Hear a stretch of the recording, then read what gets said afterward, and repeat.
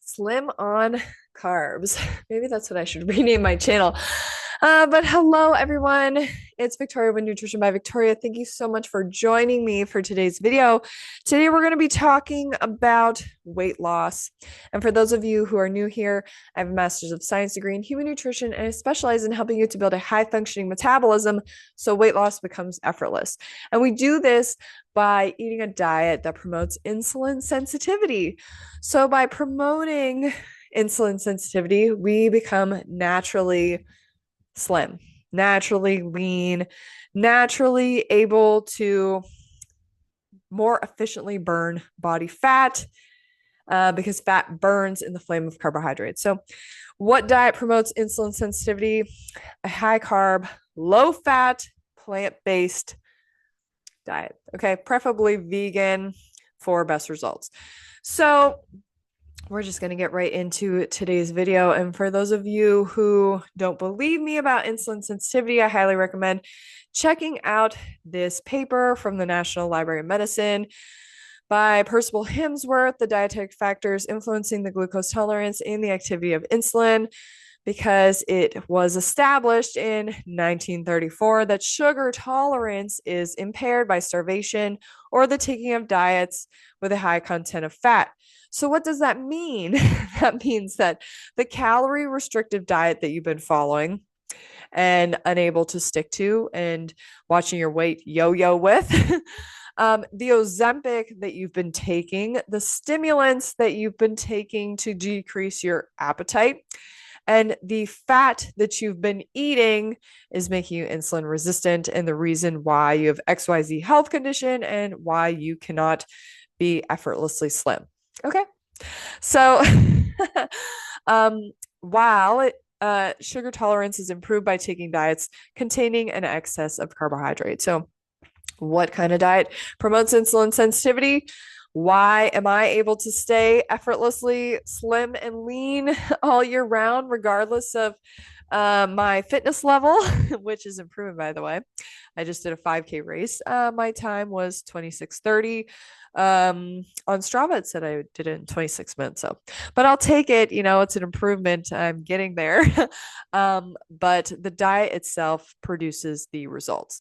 Now, fitness does increase insulin sensitivity, but if you don't have the diet right, then you are going to struggle. So get the diet right and you lose weight. That's how my client and friend Keisha, let's see if we could show a good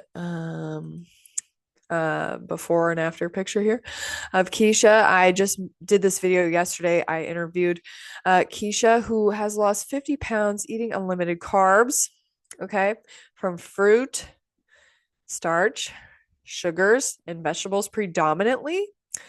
Oh my gosh, what's with the ads? And she's had a lot of success, and everybody does, okay? Some people it takes a little longer than others, depending on your extent of metabolic damage. So Keisha did the low carb, calorie restrictive diet, lost a whole bunch of weight. Okay. So this was her previously. Then she lost a bunch of weight. Then let's see. Then she rebounded. Okay. Metabolic rebound after starvation, because what did we just learn? Following calorie restrictive, carbohydrate restrictive diet makes you insulin resistant. And that insulin resistance gets programmed here. But then when you start eating again, this is where it shows up. Okay. And then Keisha stayed the course, believed in the protocol, got a copy of my coaching program. She was one of the first, and learned all the information, knew what she needed to do. And, now she looks like this. Healthy, fabulous, lost over 50 pounds. Okay. And it's gone for good. She's got the diet right now. She's got the lifestyle right.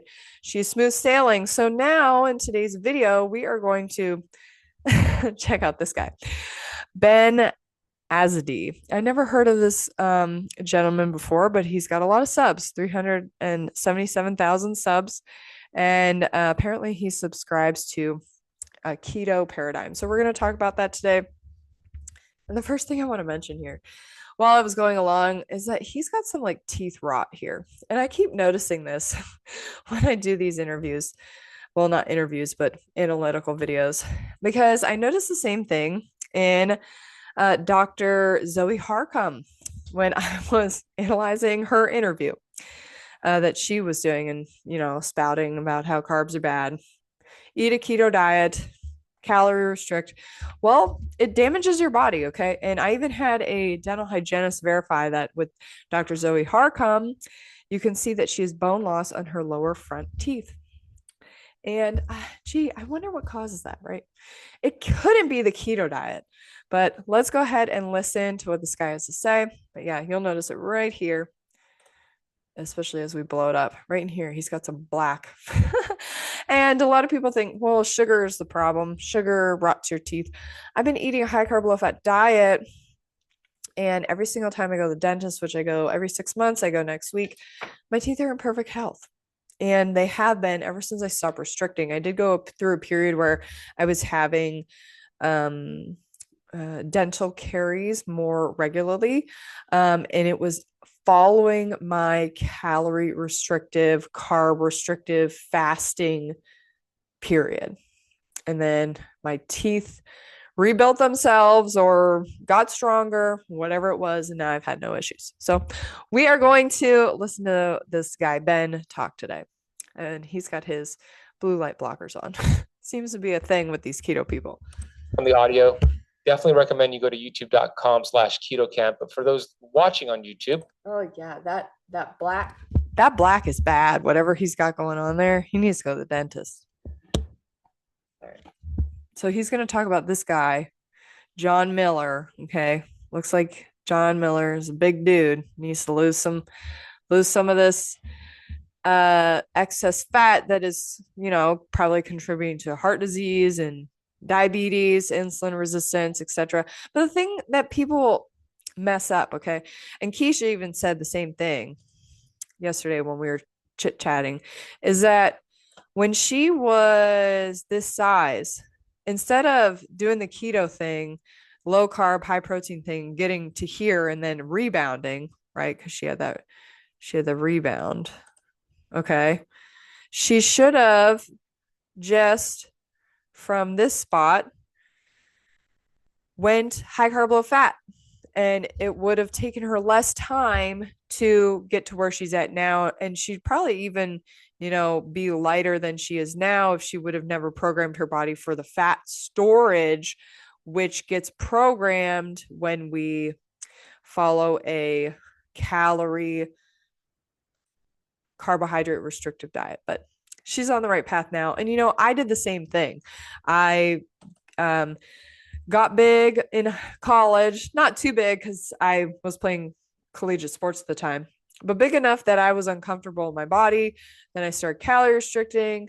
Actually, I ate pretty healthy. And then I started getting into calorie restriction and low carb eating and got down super, super slim. I'm almost 6 foot. I weighed 125 pounds at my lightest. And then I ballooned up and then came back down to where I'm currently sitting at, which is like 150 pounds. Okay, so let's hear a little bit about this so I can critique it. Here's a photo of John. I'm going to share this on my screen here of what John looked like before he started the protocol. So John, I want you to explain. I think he's referring to a keto protocol. Like he sells some kind of 30-day keto program. Let me know in the comments if you guys know the deets. This photo right here, how are you feeling? How much did you weigh? What was your highest weight, my friend? Yeah, that video actually was probably closer to my higher weight. So that wasn't right before the protocol, the 30-day protocol. That was probably, I weighed approximately 446 pounds in that video. Big guy. Yeah. So if he would have just cut the fat out of his diet at that point, he would have improved his insulin sensitivity and, gotten better results. So even though it looks like he's slimmed out some here, he also looks like he aged himself. He's still at high risk for heart disease because keto does not fix your lipid profile. It generally makes it worse. And we're talking about elevated cholesterol, which a lot of these keto people are in denial about cholesterol being an issue, but cholesterol gets deposited as arterial plaque, okay? And it builds up and causes blockages and heart disease. All right. We don't use cholesterol for energy. We can use triglyceride for energy. We can use fatty acid for energy. But if you're taking in all this cholesterol every single day, you're depositing it. You're not utilizing the majority of that for energy production, especially if you have a lot of fat, body fat on your system. Besides the extra weight, what were you dealing with here? Oh, I used to work at UPS for a number of years, and I had to climb some stairs. It was so difficult, the pain in my knees to go up and down the stairs. It was just tiring. I mean, I couldn't literally even kneel down and get back up very, very well. There was a lot of things that I couldn't even wear blue jeans back in those days. I couldn't find the sizes. Yeah. Big enough for me. Yeah, and we have a video of you actually doing some yoga poses and trying to walk here. I'm going to play that for those to watch. Check this out for those who are watching. Ow! Oh, Mother Mia! Oh, this isn't going to be fun. That doesn't even seem, it seems fake. Just like, why would you be like trying to do yoga poses when you're that big? Like, why wouldn't you just be like walking or something?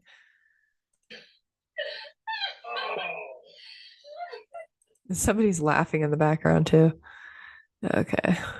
Oh, this is fun. So you do it. Now this is going to be a long thing. I didn't get the picture yet, so you have to do it again. Yeah, that's right. So that was before, right?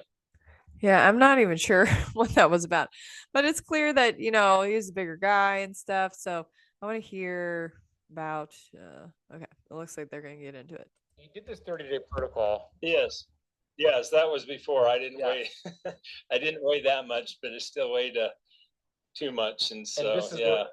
That was a couple of years back when I was trying to send in or get some pictures for, can't remember the guy's name, Diamond D yoga type program that he had. And what was going on is I got a cramp on my leg even trying to do the pose. And that's why I was bending over, because it was just this massive cramp. So the flexibility was terrible back in those days. So you went from that to, in 30 days after following this protocol we're going to outline today, to this 44.4 pounds lost in 30 days. I'm going to go through some of these photos, and then we're going to go through the week by week of how you did this. Yeah, so most of what he lost was going to be fluid, right? So it took Keisha, she said her weight loss took about 7 months. So she plateaued at 250 pounds. And she stayed there for a while, and then the 50 pounds slowly came off over the last 7 months. So this guy lost 40 some pounds in 30 days doing, I'm assuming, a keto diet. So the majority of that weight loss is going to be fluid. And you're probably wondering, well, why fluid? You know, like, where is the fluid coming from? Well, being in ketosis dehydrates the body because ketones are actually toxic. So we need to be flushing them out of our system in order to prevent the acidosis that results from their accumulation.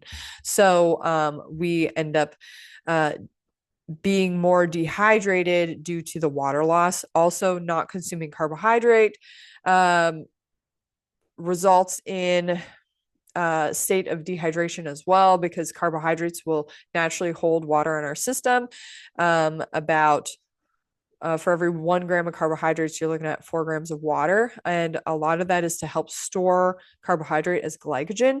So if you're depleting your system, you're going to be losing a lot of water, up to like 20 pounds of just fluid. So that's not healthy. A lot of these keto people end up taking like electrolyte supplements in order to help their system stay hydrated, but it's really like you're in a constant battle with that because of the ketone production and the lack of glycogen. But man, you look great, John. How do you feel as I go through these photos? How do you feel? I feel really good. I feel like I'm in the fourth quarter. Me and my buddy Tom Hunter have kind of been on this journey together for a number of years, and I feel like with the golden nuggets I learned from your 30-day protocol. I just want you guys to know that he does look dehydrated. Okay, you can see it in the face and the leanness of the face, but particularly here, you can see that there's still quite a bit of abdominal fat here. Okay. And this is very typical of following some kind of quick fix diet program, right? You can see the water loss in the face, but then you still have this accumulation of fat in the abdominal region, which is going to be really hard to get rid of completely, because at this point, his metabolism, his metabolic rate has likely slowed. Well, it's not that it likely slowed, it has slowed down, because that is how the metabolic process of utilizing gluconeogenesis and ketogenesis works. It has to slow the metabolic rate in order to turn on ketogenesis. And the reason why this happens is that oxaloacetate, which gets generated from glucose, it's when you don't have enough glucose coming in, you lower oxaloacetate generation rates. So this signals the system to go into gluconeogenesis and then to turn on ketosis due to the buildup of acetyl-CoA. So a buildup of acetyl-CoA, because the TCA cycle is now slowed down tremendously, is what turns on ketogenesis. So it's like a backfeed.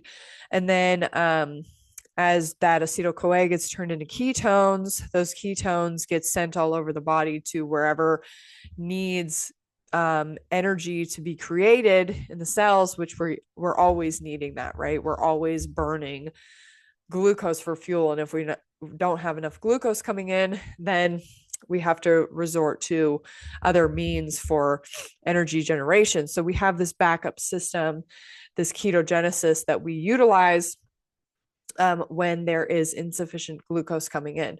But our body does this though at the expense of our metabolic rate. And utilizing this pathway also programs us to be insulin resistant. In order to stay in this gluconeogenesis, ketogenesis metabolic state, we have to be cortisol levels are elevated. Okay.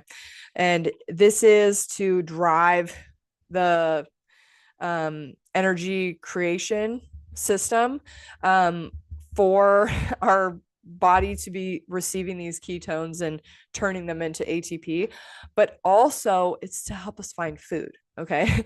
Cortisol levels are naturally high in the morning, even when you're in a fed state, you're not doing any fasting, you're not doing any low carb dieting, any calorie restriction. Cortisol is elevated in the morning to help us go find food. So it works the same when you are utilizing this metabolic pathway as well. I just chuckle at people because it's like it's free. They can learn how to lose their weight for free. Just watch the video and follow the instructions. I mean, it's probably a blueprint of what your book is going to be coming out next year. I think it is.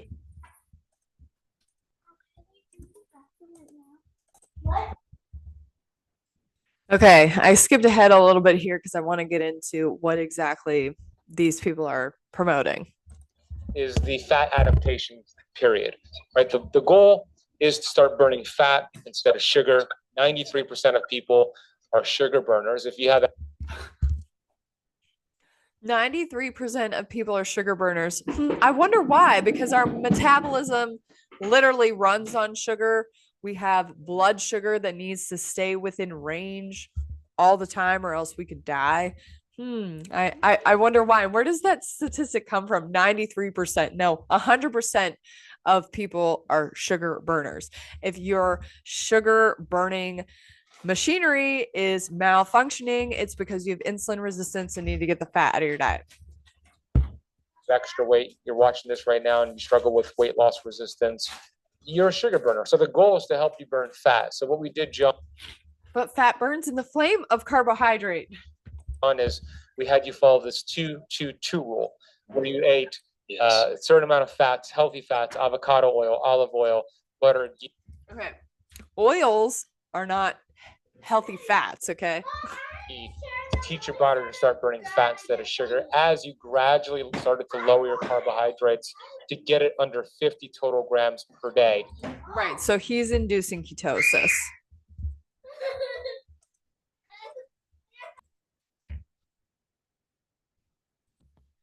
By day 7. So how did that go for you as you started to gradually lower your carbs and then increase the healthy fats? Well, I had Healthy fats, oil and butter. That sounds like a great diet. to tweak things a little bit because, like I've said, I've done this for a few years. And so I just wanted to follow your instructions because I know it kind of shakes things up. But I think for like the morning meal, I added 2 tablespoons of grass-fed butter, and then I added the brand of olive oil that you recommended through that olive oil club. I can't remember what it was called. Olive oil club. Then, yes. I'm really confused as to why people think that eating fat makes you lose fat. Like, yes, we are triggering the gluconeogenesis, ketogenesis, metabolic pathways that prioritize fatty acid oxidation or burning in the absence of glucose. But this is such a metabolic rate hindering process, just like I had discussed, that not only damages your health, but it sets you up to be a fat storer. Like, this guy is so screwed when he starts eating carbohydrates again. And just like we learned from Keisha's story, right? She's the same as this John guy in terms of, like, she was overweight and then went on the low carb diet and lost all the weight. But then, she had her rebound. Where's the picture? Then she rebounded, right? And now, everybody comes to me last to learn how their metabolism actually works and how to support its functioning. So that's all that's going to happen to this guy next too, unfortunately, is that he's just going to go through the rebound. And a male of his age too, is at risk for the development of heart disease as well, which is the scariest part of this whole thing. Eating butter and oil in these amounts, adding 2 tablespoons of oil or 2 tablespoons of butter with your breakfast, like, it's not necessary. And it's funny too, because a lot of these keto people, like, they have different protocols for weight loss. Some are like pro butter, some are anti butter, some are eating sticks of butter, it's just like crazy and you don't have to do this to lose weight, guys. And so I did that and kind of would drizzle it on whatever I was having, some meat. And then for dinner, I had the coconut oil. And so my proteins on each of them, a lot of times for breakfast. So he's eating fat on protein is what I'm getting. I'll have 3 or 4 scrambled eggs with 3 pieces of bacon and stuff. And so eggs and bacon, the recipe for heart disease with the butter, like, I I can't believe that this guy is paying this other guy for this advice. He's just going to end up, he is not only he right now he is funding the meat and dairy industry that is destroying the planet and everybody's health, and then he's going to end up a patient in the healthcare system. So like that is the outcome of following this kind of protocol. And it's all in the name of weight loss, you know. Oh well, if I could just lose some weight. And all this guy needed to do was high carb, low fat. Just cut the fat out of your diet, eat all the carbs, and you're good to go. You can even tell like he's kind of lethargic. He's talking slow. He's having some like lapse in like memory recall, and that's from not eating sufficient carbohydrate. I didn't know if your protein was abbreviated. There was times I used other protein that I have that might not have been on your list and stuff, but I basically, besides that, followed it to a T on how many hours you said to go and everything else. And so it was really nice. Those oils give your food a really nice flavor with some of the Redmond salt that I would sprinkle on. And, you know, I didn't need any kind of extra flavoring or barbecue sauce or anything like that. So you made this transition, right? You're starting to burn more fat versus sugar. One of the things that it's not that he's burning more fat versus sugar now. It's that there's no sugar coming in to be burned. So just like I was saying, our metabolism is dependent on sufficient glucose in order for it to work correctly.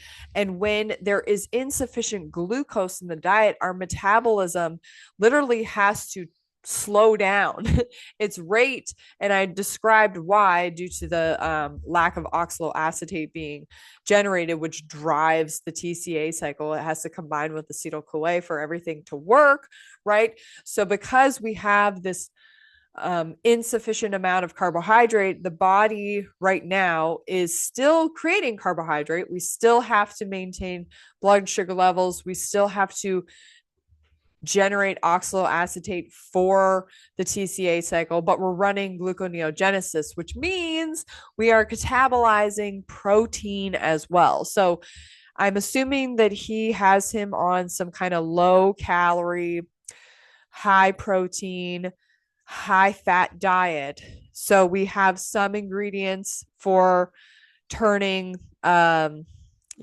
food into glucose, which is what's going on. The protein is being turned into glucose that he's consuming, and the fats are being turned into ketones. Well, they're being turned into acetyl-CoA, which is then turned into ketones, okay, through ketogenesis in order to generate energy. So he is burning some fat, but the rate of the burn is very slow. And we also already discussed the extensive water loss that comes along with this type of diet. Happens for a lot of people who do this and don't do it right. They start to get symptoms like fatigue. Some people call it the keto flu. So we had you, keep your electrolytes up. I referenced this keto cocktail where you put salt and apple cider vinegar. Did you notice any symptoms as you? Right. The electrolyte comes in because of the dehydration. You made that transition to burning fat? No, but I think it's one of those gold nuggets because I was just laughing that the weight was falling off so fast because I was basically doing a lot of these things and I was just chuckling. So I don't know if it was that drink. I don't know if it was the exercise after my meals a little bit that I tried to go walking for 10 minutes or so. But between some of those things, I mean, that's all this guy needed to do was switch to a high carb, low fat diet and do some movement, and he would have shed the pounds. The weight loss wouldn't have been so rapid, but it would have been rapid enough. I mean, this guy was like 400 some pounds.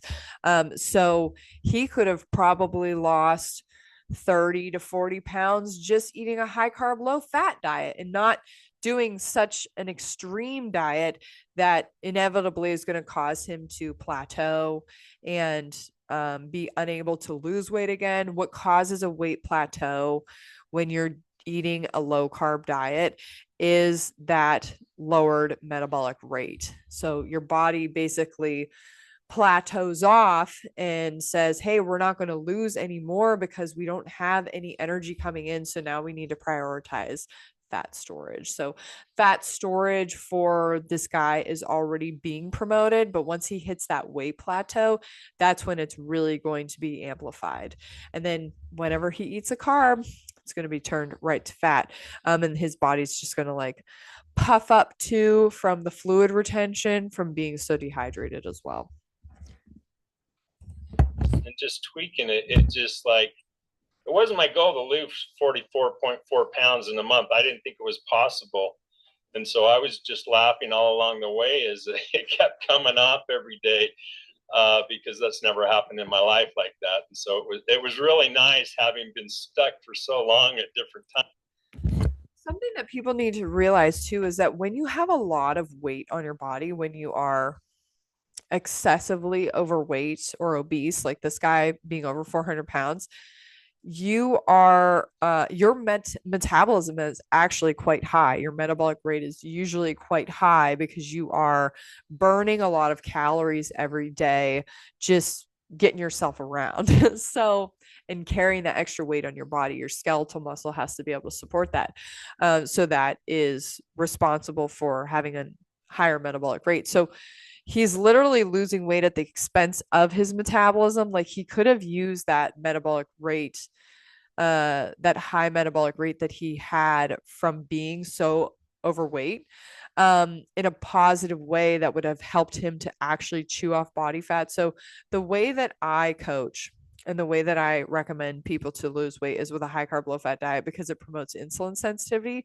And the fat you eat is the fat you wear. Okay. So the whole idea here is to create a dietary fat deficit. So you just take the fat out of your diet. So then you're still oxidizing fatty acids.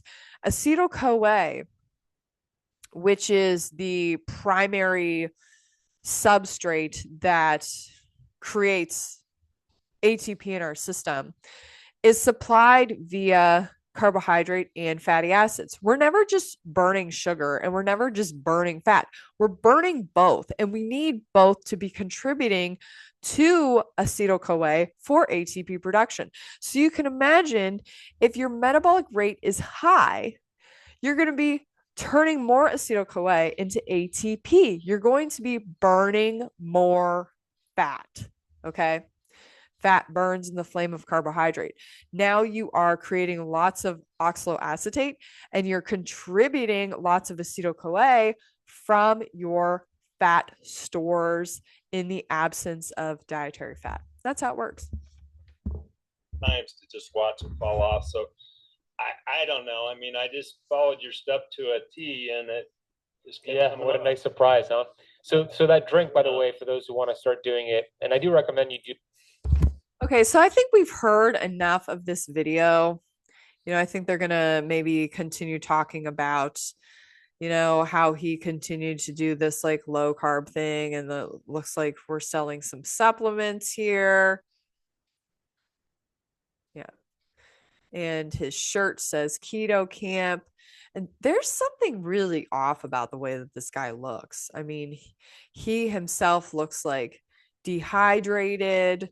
And that is the look that you have when you are, doing this kind of thing. So yeah, the losing, let's just rewind that for a second. The reason why these keto people are selling you electrolyte replacement supplements is because of the amount of dehydration that results from doing a keto diet. So by taking these electrolytes, right, you are allowing yourself to stay on the path a little more comfortably, but it's still a train wreck. Okay. So let's see, they're continuing to talk. I think that's it for the video. You can lose weight the wrong way, or you can lose weight the right way, just like Keisha. If you haven't seen this video yet, I'll leave a link for it in the description of how Keisha lost over 50 pounds eating unlimited carbs. So hopefully that John Miller guy, when he gets fed up with not eating pizza and pasta and everybody has a sweet tooth and everybody loves carbohydrates for a reason, because we literally take those carbohydrates and turn them into energy in our system. So it's as simple as that. I had a client this week who she was so sweet, but she was like, it's really that simple. Like all you have to do is eat the carbs and not eat the fats. And I'm like, yeah, it is really that simple. So don't do this kind of plan. And unfortunately, this is what the algorithm favors. This is what gets promoted because this is good for business. What I promote is not good for business. And why is that? Because it makes people contribute less to big animal agricultural industry, right? And it creates less patience in the healthcare system. It helps people get healthy. Unfortunately, this guy is, just a ticking time bomb for a heart attack following Ben Azadi's advice. So do yourself a favor and stop following these kinds of people. He's got some catchy marketing here, Metabolic Freedom podcast with Ben Azadi. But the thing about it is that once you actually know how your metabolism works, which, if you're curious, you can check out my coaching program, which includes everything that you need to know about your metabolism in order to understand what diet to eat and why these other diets don't work. Like if you notice that there is a common theme here, okay? Carbohydrates are demonized. A low carb diet is promoted, a keto diet is promoted, calorie restriction is promoted, and every single nutrition expert out there is promoting the same diet, low carb, low calorie, high fat, keto diet, just in different, linguistics, I guess, like they're describing it in a different way. But if you really want to learn about how your metabolism works, you need to get a copy of my coaching program. We go over how the metabolism works. Again, I have a master's of science degree in human nutrition. I learned the inner workings of the metabolism. I learned the science. I've researched this topic extensively in order to provide you with the data that you need in order to make informed decisions. Then we go over the fundamentals of an optimal diet and lifestyle, then diet and lifestyle planning, and then troubleshooting your results, including how to balance your hormones. So really, this is a game of not calories in, calories out. It's a game of knowing what to eat to support your body so that it can be in homeostasis. It can be in perfect metabolic balance and give you the best results based on your genetic blueprint. So that's what I've done for myself. That's what I'm doing for my clients. And that's what you can do for yourself with the right information. So don't be, don't be fooled by people like Ben Azadi, people like Candy Frazier, who are just out there spouting information, albeit misinformation. There might be like little snippets of, truth hidden within like what they're saying, like when they use the term insulin resistance or they talk about ketosis, but they're going about it completely wrong because they don't understand the science. And I also think that there's like some ulterior agenda behind the heavy promotion of a low carb diet. And just to wrap things up, please, if you haven't already, this is free at PubMed, the Journal of Physiology. Take a look at this article, the dietetic factors influencing the glucose tolerance and the activity of insulin. Give this a read because this is where the glucose tolerance test came from. This is where the terms insulin resistance and insulin sensitivity came from. And just in the first, little paragraph here, sugar tolerance is impaired by starvation, glucose starvation, or the taking of diets with a high content of fat, while it is improved by taking diets containing excess of carbohydrate. High carb, low fat diet generates insulin sensitivity. A low carb, high fat diet creates insulin resistance. Okay, that's it for today's video. Leave any comments or questions down below, and I'll see you guys next time. Also, I saw that you guys want to see a what I eat in a day video from me, which I can do this week. And let me know too if you have any other videos you'd like me to critique that you guys have popping up on your feed or that you watch. Okay. Bye. And thank you so much for watching today. Okay. Oh, and also if you're interested in my coaching, make sure you head over to my website. There's a link in the description of this video. Okay. In the description. Oh, okay. Don't go there. You gotta do the full website here. Okay, I'm just gonna go to search.